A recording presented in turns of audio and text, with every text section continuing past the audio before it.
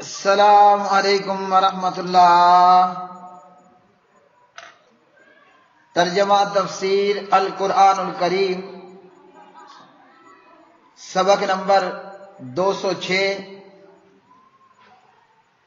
سورہ المائدہ پارہ نمبر 6، آیت 41، آیت نمبر 41۔ اعوذ باللہ من الشیطان الرجیم۔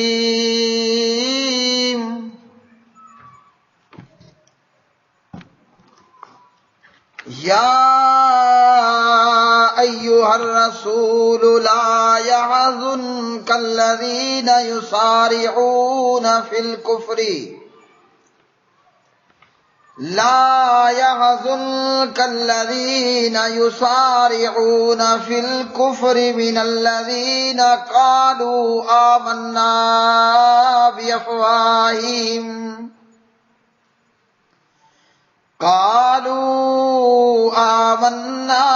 بأفواههم ولم تؤمن قلوبهم ومن الذين هادوا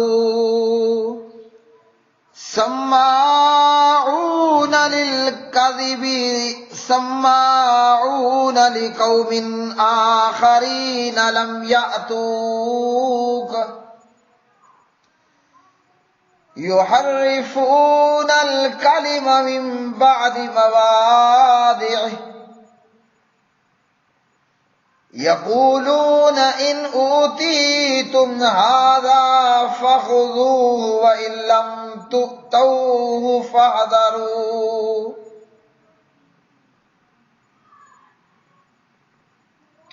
ومن يرد الله فتنته فلن تملك له من الله شيئا أولئك الذين لم يرد الله أن يطهر قلوبهم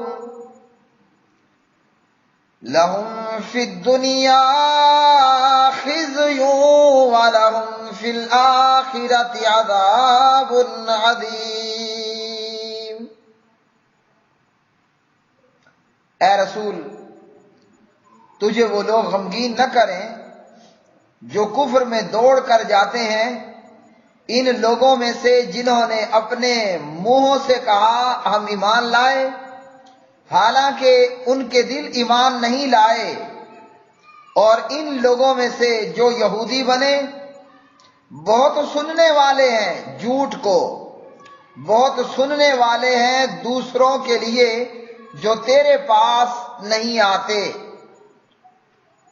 دوسروں کے لیے جو تیرے پاس نہیں آئے، وہ کلام کو اس کی جگہوں کے بعد پھیر دیتے ہیں، کہتے ہیں اگر تمہیں یہ دیا جائے تو لے لو اور اگر تمہیں یہ نہ دیا جائے تو بچ جاؤ۔ اور وہ شخص کہ اللہ تعالیٰ اسے فتنے میں ڈالنے کا ارادہ کر لے، اس کے لیے آپ اللہ تعالیٰ سے ہرگز کسی چیز کا مالک نہیں ہوں گے۔ یہ وہ لوگ ہیں کہ اللہ تعالیٰ نے نہیں چاہا کہ ان کے دلوں کو پاک کرے، ان کے لیے دنیا میں رسوائی ہے اور ان کے لیے آخرت میں بہت بڑا عذاب ہے۔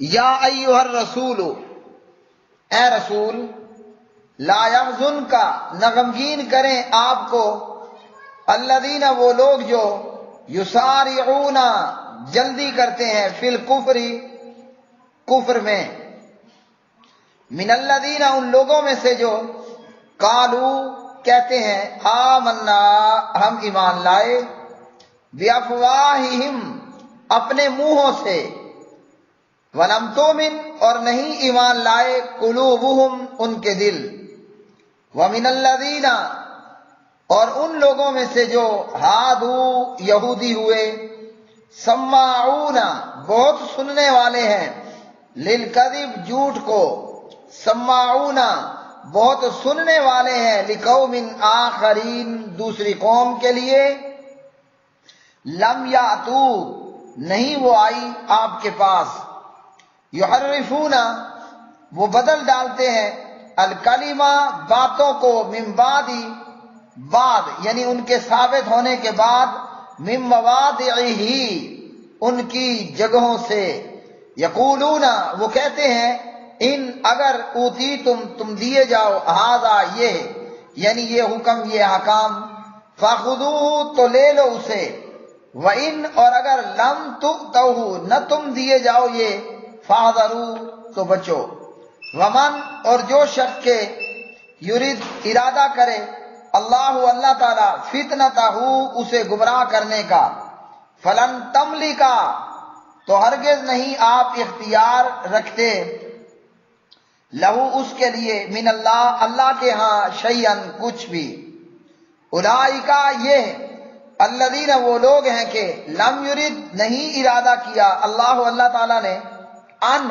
یہ کہ یطہرا پاک کر دے، قلوبہم ان کے دلوں کو، لہم ان کے لیے، فی الدنیا دنیا میں، خزیٌ رسوائی ہے، ولہم اور ان کے لیے، فی الآخرہ آخرت میں، عذاب ہے، عظیم بہت بڑا۔ پیارے بھائیوں اور بہنوں، آج کا سبق ان آیات بینات میں اللہ وحدہ لا شریک اپنے حبیب کو تسلی دے رہا ہے۔ اللہ تعالیٰ اپنے حبیب کو، اپنے محبوب کو، جناب حضرت محمد بن عبداللہ بن عبد المطلب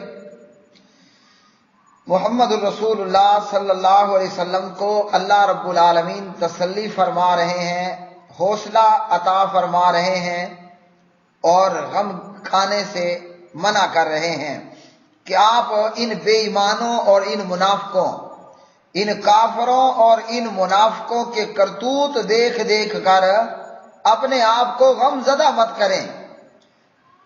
نبی علیہ الصلوۃ والسلام جب مکہ میں تھے تو وہاں صرف مشرکوں سے واسطہ تھا، اور جب مدینہ طیبہ آئے تو یہاں دو مصیبتیں اور بھی آ گئیں، ایک یہود کافر اور ایک منافقین۔ منافق جو ظاہری طور پر تو اپنی زبان سے کہہ دیتا تھا اشہد ان لا الہ الا اللہ واشہد ان محمدا عبدہ ورسولہ، لیکن اپنے دل میں وہ کفر چھپا کر بیٹھتا۔ مکہ میں تھے تو نبی علیہ السلام کا واسطہ مشرکوں سے تھا، جب مدینہ آئے تو یہاں دو مصیبتیں اور بھی سامنے آ گئیں، ایک یہود کافر اور ایک دو نمبرے اور منافق جو زبان سے کلمہ پڑھ لیتے لیکن اندر کھاتے وہ کفر اپنے سینوں میں رکھے ہوئے ہوتے۔ اب ایک طرف مکہ کے مشرکین اور ایک طرف یہ یہود اور ایک طرف یہ منافق، تو یہ بہت بڑا المیہ ہوا، یہ بہت بڑی مصیبت ہو گئی کہ جناب اب تین قسم کے لوگوں سے واسطہ ہے۔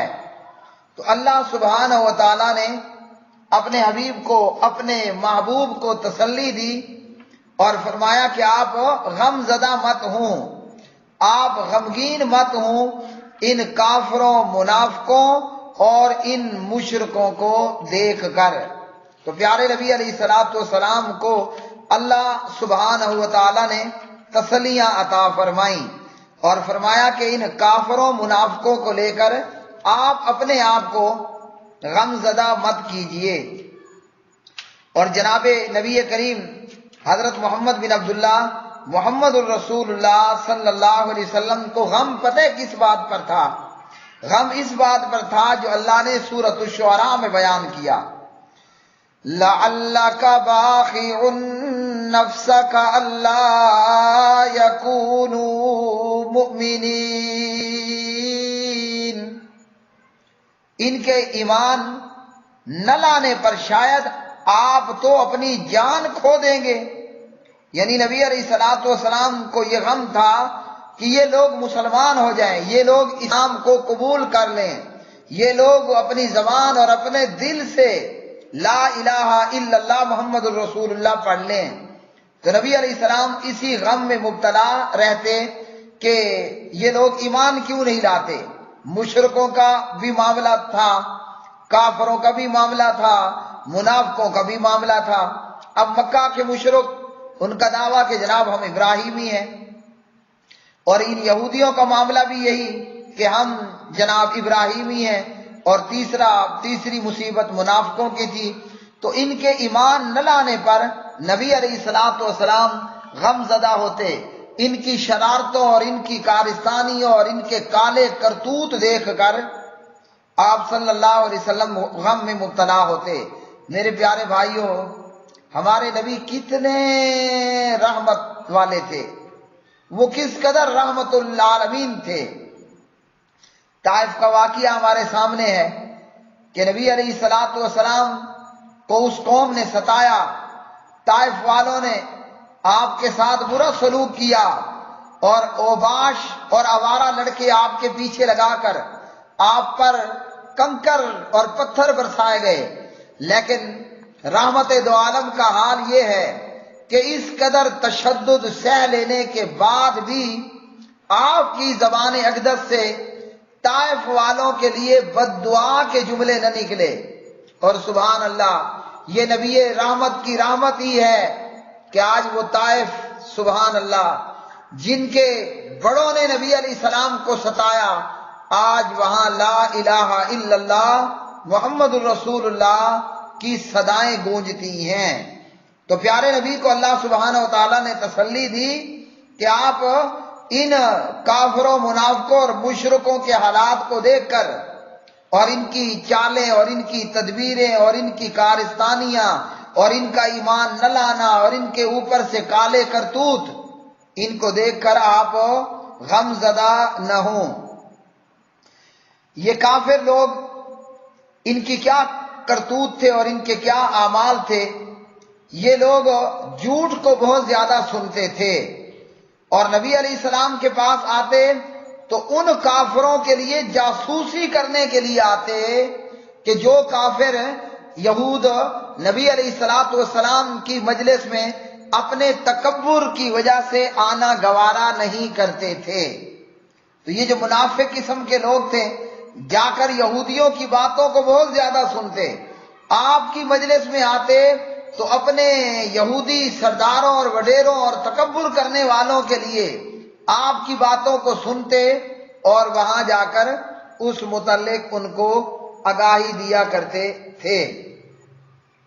اور یہود و نصارہ، ان کی اللہ سبحانہ و تعالیٰ نے یہاں ایک اور جو ہے وہ فعل بد کا ذکر فرمایا کہ یہ یہود، ان کا یہ جرم کہ وہ کلام کو اس کی جگہوں سے پھیر دیتے ہیں، یعنی تورات کی آیات ہوں یا وحی کے تعلق سے اور کتاب کے تعلق سے دیگر احکامات، یہ اس کو اس کی جگہ سے پھیر دیا کرتے تھے۔ اور یہاں اس سلسلے میں یہود و نصارہ کے تعلق سے قرآن پاک کی آیات میں اور حدیث کے اندر بہت ساری مثالیں ملتی ہیں کہ یہود نے تورات کی تعلیمات کو کس طرح پس پشت ڈالا، اور یہود نے اور نصارہ نے بھی تورات اور انجیل کی تعلیمات کو کس طرح معنوی طور پر بھی اور لفظی طور پر بھی تبدیل کرنے کی کوشش کی۔ اور یہ یہود اور نصارہ، یہ یہود کیسے تورات کی انجیل پر بھی عمل پیرا نہیں ہوتے؟ قرآن پاک کے تو یہ منکر تھے اور آج بھی ہیں، ساتھ ساتھ یہ تورات پر بھی عمل نہیں کرتے تھے، یعنی اپنی کتاب کے ساتھ بھی ان کی ہیرا پھیریاں اور ان کی دو نمبریاں ہوا کرتی تھی۔ قرآن سے تو انکار تھا ہی تھا، موسیٰ کلیم اللہ علیہ السلام کی تعلیمات کو اور تورات کی تعلیمات کو بھی یہ لوگ پس پشت ڈال دیتے تھے۔ اب اس کے تعلق سے مختلف قسم کے واقعات ہیں، اور ان میں سے ایک واقعہ وہ یہ کہ یہودیوں میں سے ایک مرد اور ایک عورت نے زنا کر لیا۔ یہودیوں میں سے ایک مرد اور ایک عورت نے زنا کا ارتکاب کر لیا۔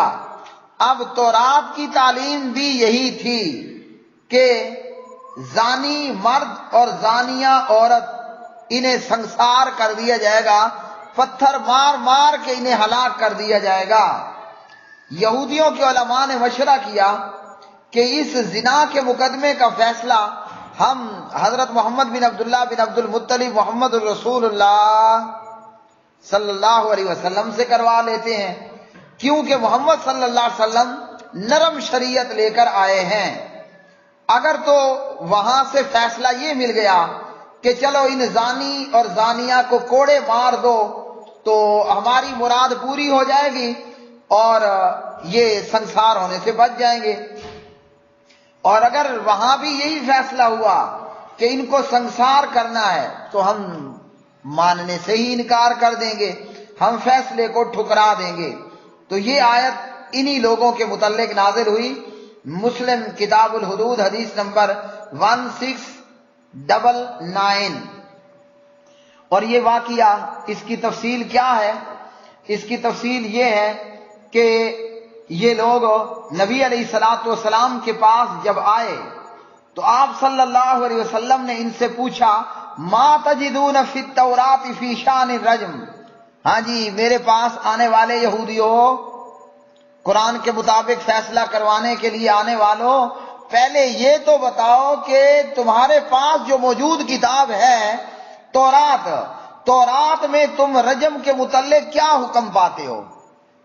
اب یہودیوں کے پاس تورات موجود تھی، لیکن وہاں جو ہے وہ زانیہ اور زانی کے لیے سنسار، جان سے مار ڈالنے کا حکم تھا۔ پیارے نبی نے پوچھ لیا ما تجدون فی التوراۃ فی شان الرجم، ذرا بتاؤ نا کہ رجم کے بارے میں تورات میں کیا حکم پاتے ہو، تورات کیا کہتی ہے رجم متعلق؟ انہوں نے جواب دیا کہ ہم تو ایسے لوگوں کو جناب ذلیل اور رسوا کر کے کوڑے مار دیتے ہیں اور منہ کالا کر کے کھوتے اور گدھے پہ بٹھا کر شہر اور گلی محلہ گھما پھرا دیتے ہیں۔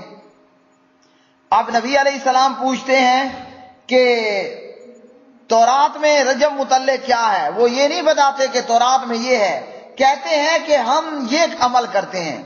عبداللہ ابن سلام رضی اللہ تعالی عنہ وارضا، جو یہود کے عالم تھے، اللہ کی توفیق سے مسلمان ہو گئے، محمد الرسول اللہ صلی اللہ علیہ وسلم پر، اللہ کے قرآن پر ایمان لے آئے۔ جب عبداللہ بن سلام نے یہ سنا نا تو کہا کہ یہودیوں تم جھوٹ بول رہے ہو، تورات میں رجم کا حکم موجود ہے، جاؤ نا ذرا تورات لے کر آؤ۔ کیا کرو؟ تورات لے کر آؤ۔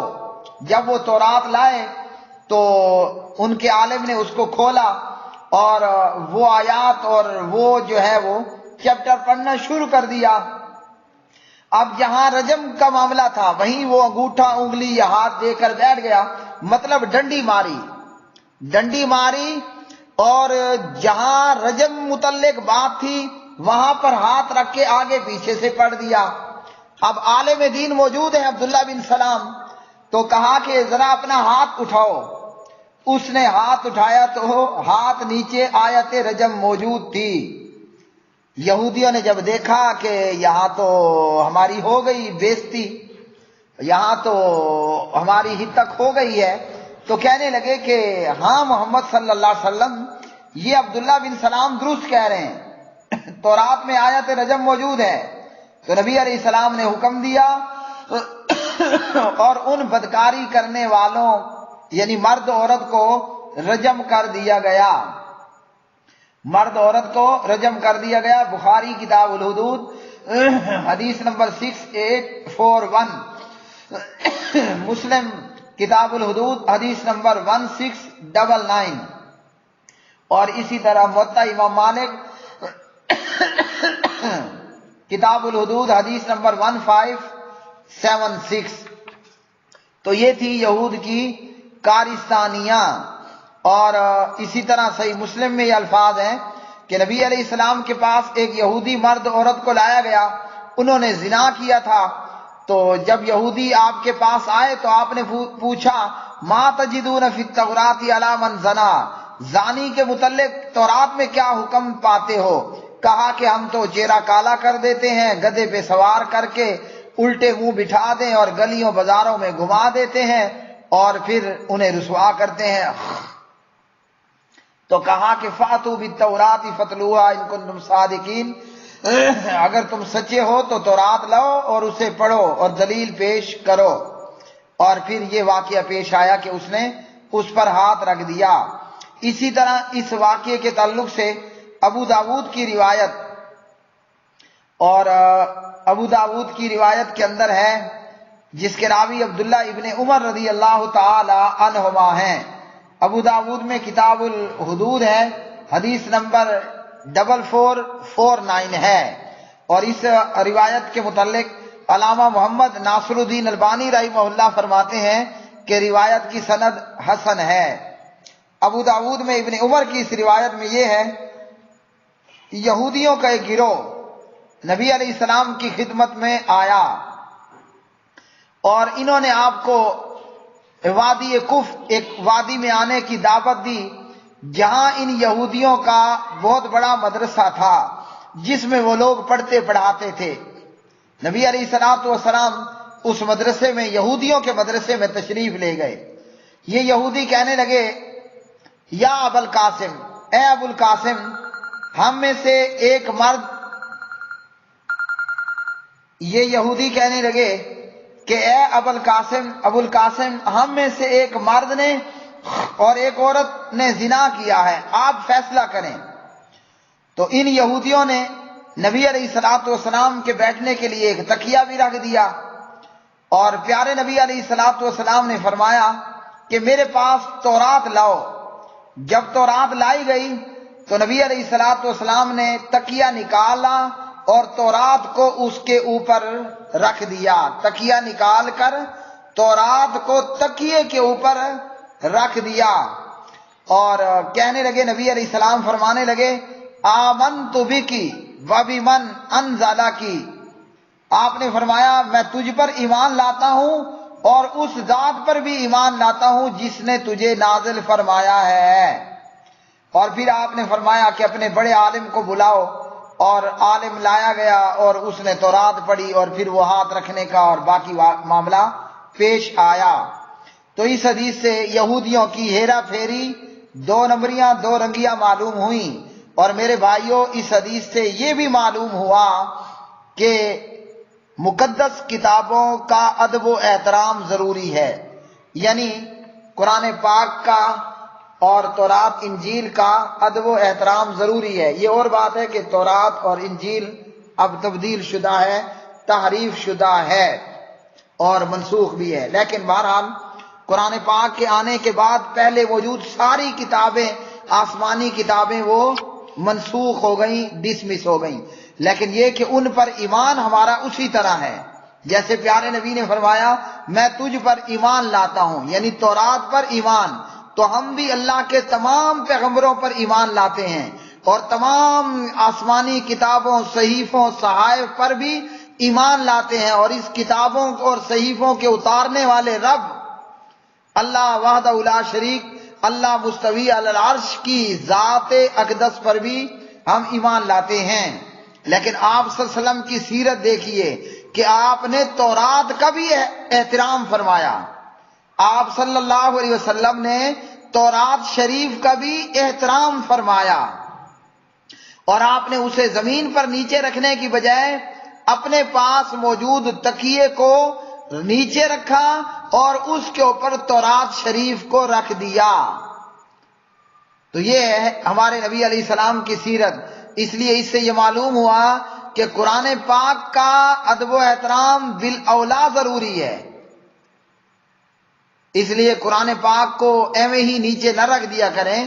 کوئی چادر ہے، کوئی تکیہ ہے، کوئی راحل رحیل ہے وغیرہ اونچی جگہ پر رکھ کر پڑھنا چاہیے، نہ کہ ڈگر پر، زمین پر رکھیں۔ ہمارے پیارے نبی جناب حضرت محمد بن عبداللہ محمد الرسول اللہ صلی اللہ علیہ وسلم پر ان گنت لا تعداد بے شمار درود و سلام ہوں۔ ہماری خوش بختی، ہماری قسمت کے کیا ہی کہنے لوگوں کہ اللہ نے ہمیں حضرت محمد بن عبداللہ محمد الرسول اللہ صلی اللہ علیہ وسلم جیسا نبی رسول اور خاتم النبیین عطا فرمایا۔ پڑھیے اللہم صلی علی محمد وعلی آل محمد کما صلیت علی ابراہیم وعلى آل إبراهيم إنك حميد مجيد. اللهم بارك على محمد وعلى آل محمد كما باركت على إبراهيم وعلى آل إبراهيم إنك حميد مجيد. وآخر دعوانا أن الحمد لله رب العالمين.